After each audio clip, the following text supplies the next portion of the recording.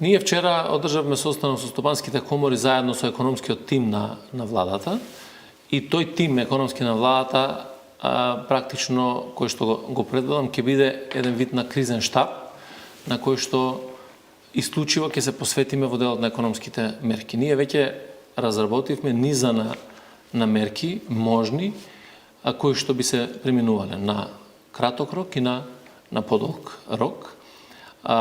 Фискалната стабилност на буџетот е добра во овој момент. Приходите во првите 2 месеца се добри, дури изголемени во однос на истиот период од минатата година. Ги следиме сите тие фискални параметри заедно и со Народната банка.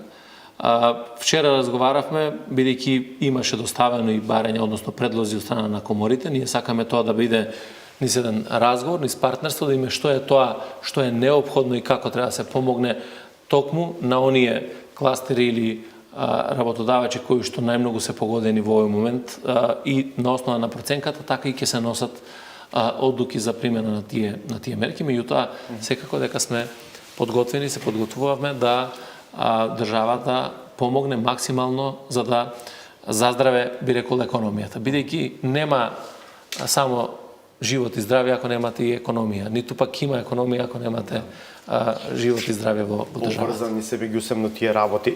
Два аспекта тука се. Едно, тоа е евентуална дупка во буџетот и вие велите во овој момент ги следите движењата и стабилни се, но ако дојде до намалување, веројатно ќе дојде ако продолжи намалената економска активност, од каде ќе го полните буџетот?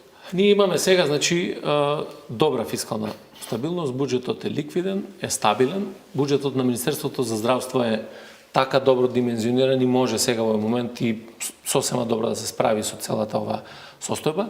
Доколку дојдеме до ситуација да треба да правиме пренамени, ребаланси на буџетот и така натаму, има можности да се прават и во вакви услови, тогаш и ќе се прават и ребаланси на буџетот. Секако дека ние сме во комуникација и со меѓународните финансиски институции, ги следиме нивните препораки, анализи кои што се. На дневна основа има комуникација во Министерството за финансии. Тука сите заедно работат и во кабинетот на вице-премиерот за економски прашања, така да на дневна основа ги следиме состојбите и на основа на тие потреби ќе ги носиме и одлуките за мерките.